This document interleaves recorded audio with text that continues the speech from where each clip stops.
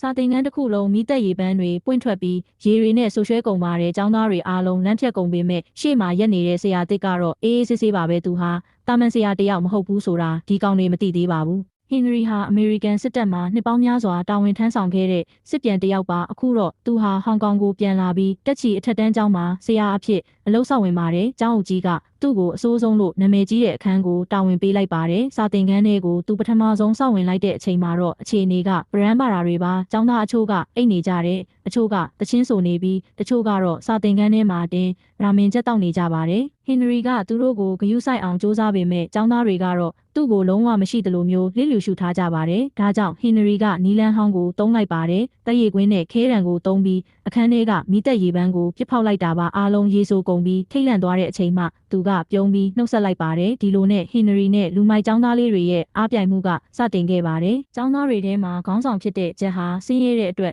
ကျောင်းကဘတ်စကတ်ဘောအသင်းကလူချမ်းသာလေးတွေရဲ့အနိုင်ကျင့်တာကိုအမြဲခံရပါတယ်ဒီနေ့မှာတော့ကျောင်းသားတွေကဟင်နရီကိုပညာပေးဖို့ရေပုံးနဲ့ထောင်ချောက်ဆင်ထားပါတယ်ဒါပေမဲ့ဟင်နရီရဲ့တုံ့ပြန်မှုကအယမ်းမြန်လွန်းနေတော့ကျောင်းသားတွေပဲအံ့ဩသွားရပါတယ်ဟင်နရီကသူတို့ကိုစုမဲ့အစားစစ်လိတ်ထဲမှာပါဝင်တဲ့ဓာတုဗေဒအကြောင်းအရာတွေကိုလက်တွေ့သင်ပြပေးလိုက်တဲ့အခါကျောင်းသားတွေဟာပထမဆုံးအကြိမ်ဖြစ်စာသင်တာကိုစိတ်ဝင်စားလာကြပါတယ်ဒါပေမဲ့ပြဿနာကအပြင်မှာရှိနေပါတယ်။ကျောင်းသားတွေဟာရန်ပွဲတစ်ခုမှာပါဝင်ခဲ့တဲ့အတွက်ကျောင်းထုတ်ခံရမယ့်အခြေအနေနဲ့ရင်ဆိုင်ရပါတယ်။ဟင်နရီဟာသူ့ကျောင်းသားတွေဘာကြောင့်ဒီလိုဖြစ်ရတယ်လဲဆိုတာကိုသိဖို့နောက်ကျောင်းလိုက်ကြည့်ပါတယ်။ဇူဖာဟာပါကစ္စတန်နွယ်ဘွားဖြစ်လို့ခွဲခြားဆက်ဆံခံနေရတယ်။ဒီနန်ကတော့သူ့အဖေကသားယောက်ျားလေးပဲလိုချင်ခဲ့လို့စိတ်တန်ရာရနေတဲ့မိန်းကလေးပါဘရို့စ်နဲ့ခရစ်ညီကိုနှစ်ယောက်ကတော့အရက်သမားအဖေကြောင့်ဘဝပြတ်နေရသူတွေပါဟင်နရီဟာကျောင်းသားတယောက်ချင်းစီရဲ့ဘဝထဲကိုဝင်ရောက်ကူညီပေးပါတယ်။ဇူဖာကိုလူရှိမှတချင်းဆိုရဲအောင်လုပ်ပေးတယ်ဒီနန်နဲ့သူ့အဖေကြားကအထင်လွဲမှုတွေကိုကားပြိုင်ပွဲတစ်ခုကနေတဆင့်ဖြေရှင်းပေးပါတယ်။ဒါအပြင်အရက်သမားဖေကိုလည်းပြန်လည်ထူထောင်ရေးစခန်းကိုပို့ပေးခဲ့ပါတယ်။ကျောင်းသားတွေဟာသူတို့ဘဝမှာ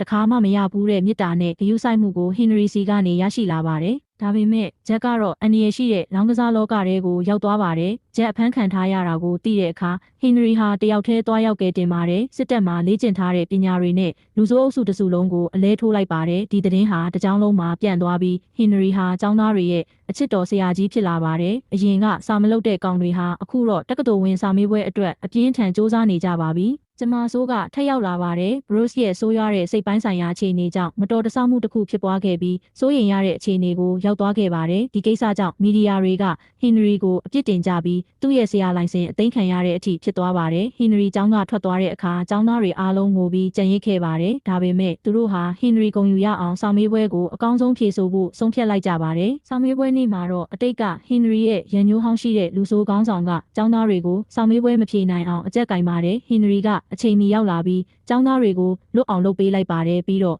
သူနဲ့ရန်သူဟောင်းကြားကနောက်ဆုံးတိုက်ပွဲစတင်ပါတော့တယ်အဆုံးမှာတော့ဟင်နရီကသူ့ကိုအနိုင်ပိုင်းနိုင်တဲ့အခွင့်အရေးရှိပေမဲ့ခွင့်လွှတ်ပေးလိုက်ပါတယ်ကျောင်းသားအားလုံးစာမေးပွဲအောင်မြင်သွားကြပြီးဟင်နရီလည်းဆရာအလုပ်ကိုပြန်ရခဲ့ပါတယ်သူဟာနောက်ထပ်ကျောင်းသားအသစ်တွေကိုလည်းမိသက်ရေပန်းနီလန်းဟောင်းကြီးနဲ့ပဲထပ်မံနှုတ်ဆက်နေပါတော့တယ်